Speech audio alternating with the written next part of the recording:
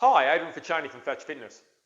Today I wanted to cover an exercise that you won't typically see in a gym, but it's an exercise that I give most of my sort of 40s and over clients because it has a couple of sort of major benefits. Firstly is that it's extremely useful in terms of developing some good technique for everyday activities, which would be bending over and picking up things or having to do repeated activities when you're in a bend over position. But secondly, it also then starts to target some of these physical attributes that we start to lose or get sort of less good at as we particularly get older. Now, the exercise itself is what I call a squat and reach. So let me give you a demonstration and then I'll sort of spend a bit more time talking about it. So all a squat and reach activity is I'm in this position like this, which I'd call a sumo squat. And then what I do is I do a particular contraction, I reach out, I try and touch, and then bring back to my recovery position. And then I repeat, I reach out, and then I come back to my recovery position. Now, this exercise is good for a number of reasons. Firstly, what it does is it teaches pretty good bend over squat technique, which is something that you can then apply to sort of everyday activities.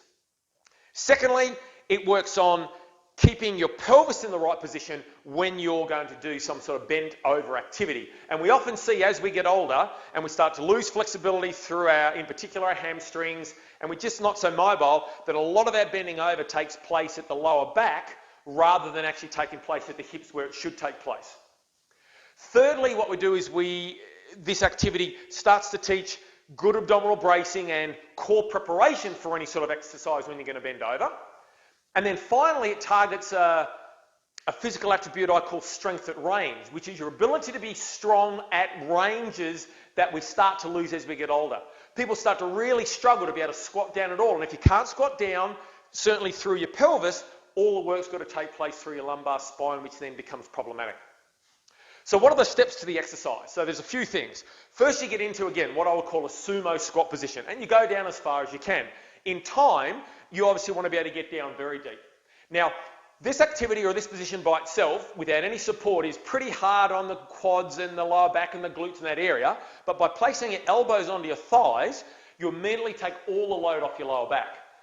That's a real key to this particular movement and this position because it allows you to spend some time down here without putting your back at risk. So that's the first part, that's the squat component. And then the reach component is you do two things. You squeeze your butt first, so we're really protecting and getting our sort of pelvis in the right place and keeping that stationary.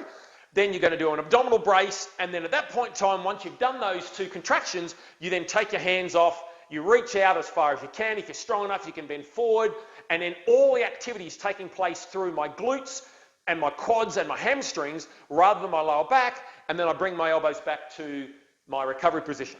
Have a short rest, stand up if you need to, then repeat. Glutes, abdominal brace, reach out, light touch, come on back, and then you can stand.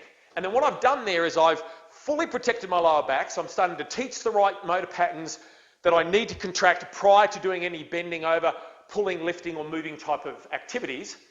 And I've then also obviously started to strengthen these areas further, which then makes me better at doing that activity over time. Now, one final aspect of this, which is probably a more practical, particularly if you want to spend a lot of time down in that position doing a particular activity, again, whether it be wiping or cleaning or pulling weeds or whatever, is if you go into that position, what you can do is you can put all your weight on one arm. So if I do my glute squeeze, a bit of abdominal brace, and I put all my weight on my arm, I've still fully protected my lower back. I've not had to work so hard through my glutes and through my hips, and I can still do this activity if the activity allows you to do it with one hand. So again, it's not your typical gym exercise, but it is an exercise that really has the kind of benefit of teaching good technique for day-to-day activities, but also then targeting some of those physical attributes that we really start to lose as we get older.